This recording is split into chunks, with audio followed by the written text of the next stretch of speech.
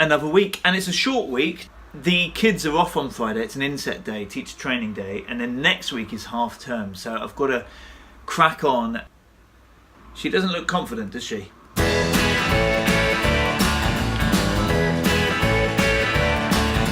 Just finishing off the script that I was working on. I'm using my laptop because I was writing it while sitting outside a dance lesson on Saturday, as in our daughters, not just, I don't just go and sit outside. Anyway, I just like the music and the sound of the tap shoes.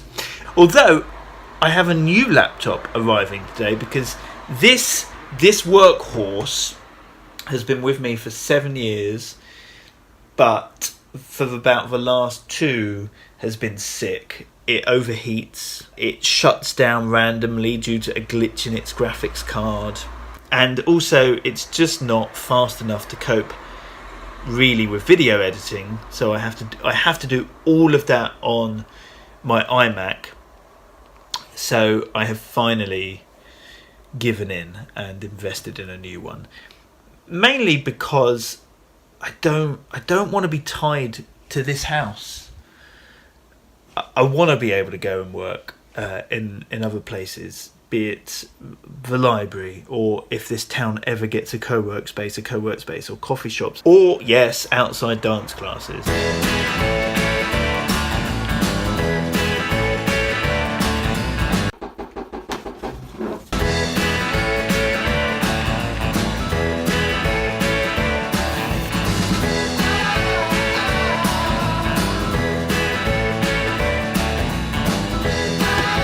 I've actually been very restrained and not played with that new toy, and instead carried on with work. But yeah, time to get the kids. Shorts yesterday, body warmer today. Feeling a little bit frazzled this morning from a few too many late nights. I had that party, which finished off the last episode. It was Saturday night, so I only got about 5 hours sleep. And then Sunday, I stayed up quite late editing the vlog. And then last night, I ended up getting to bed just before midnight because I was finishing off a video that the client really needed to use this morning. So yeah.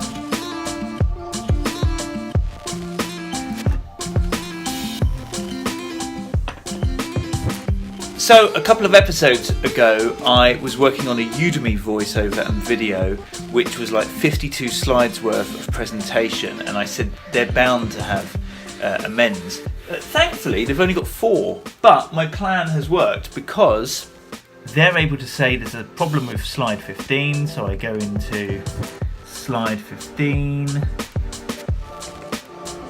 up it pops.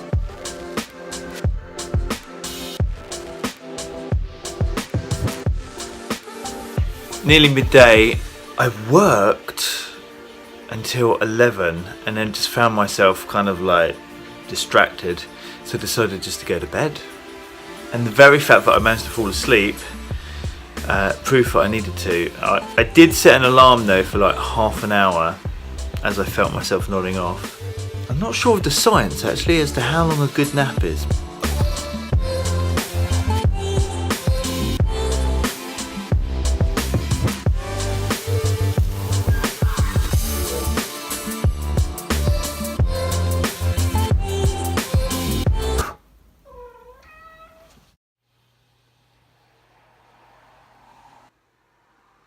Feel like such a working parent amateur.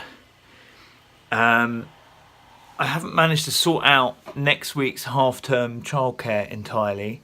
Part of the problem is our daughter, whilst at school, is still 4, and most clubs don't take kids until they're 5.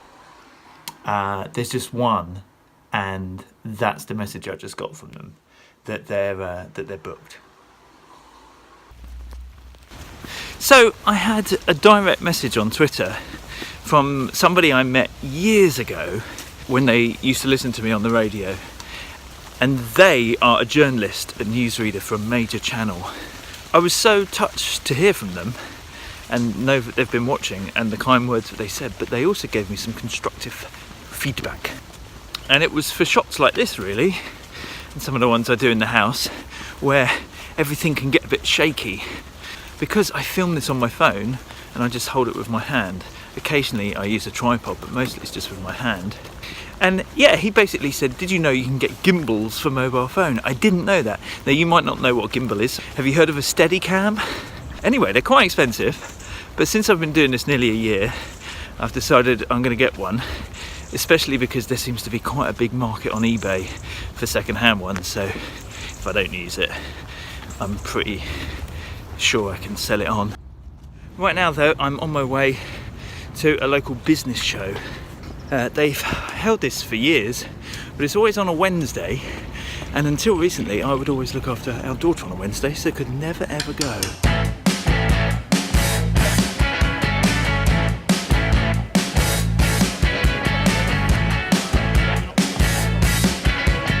Well, I definitely think it's worth going to those sort of things as a freelancer. You never know who you're going to meet. Just getting that brochure, going home and researching those companies, and then thinking about ways that you would be able to help them. In fact, you could probably find out online who's already going to be exhibiting and do your research beforehand. That's probably the smart thing to do.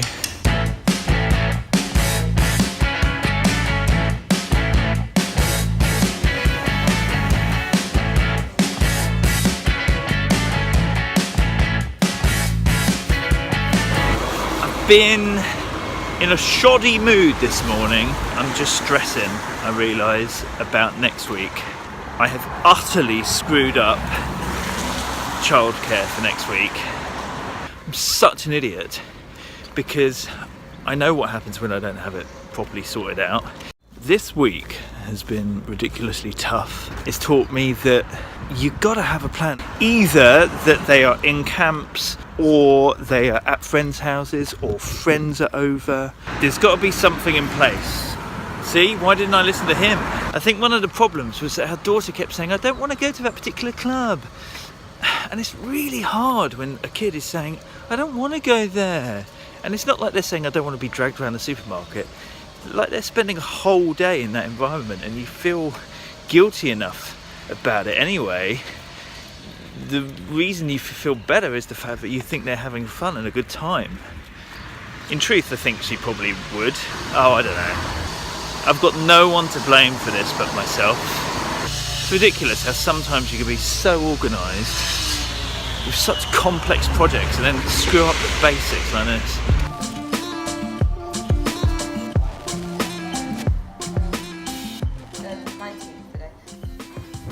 It's funny, isn't it? Sometimes you read a really timely article or hear a podcast, watch a video, whatever, just when you need to.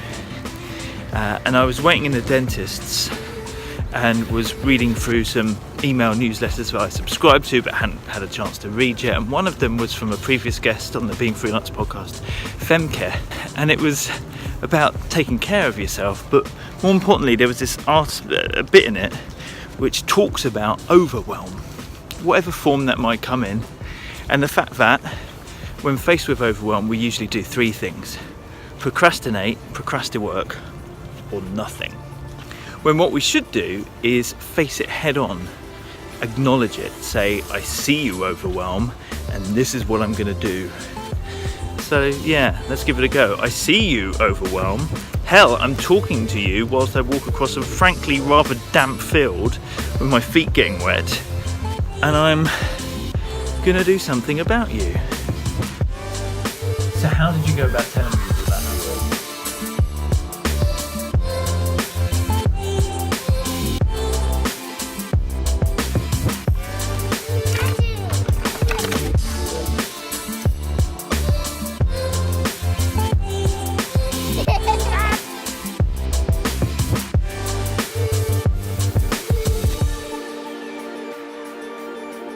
And when I was in Birmingham, I started off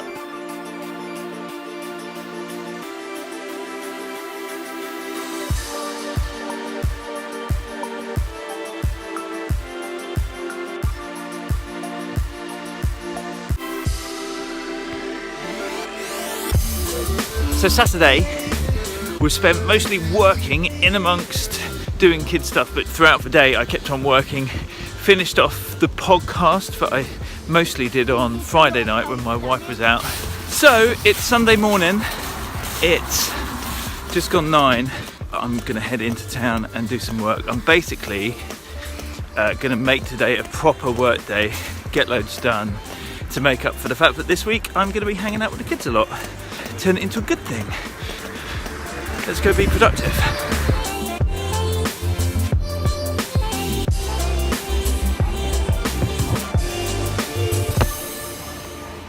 That was such a productive morning. No distractions, not just from not being at home, but obviously nobody else is at work, so nobody could email me or phone me. Not that I want to start working on Sundays, but at least I've made the most of it.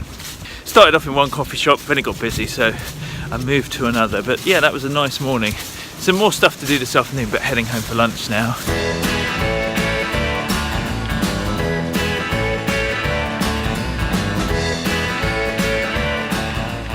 Thank you so much for watching.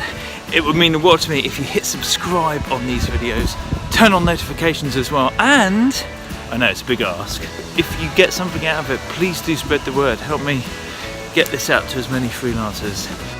I'm kind of finishing the week feeling much more confident about half term ahead and being able to enjoy it and being on top of work.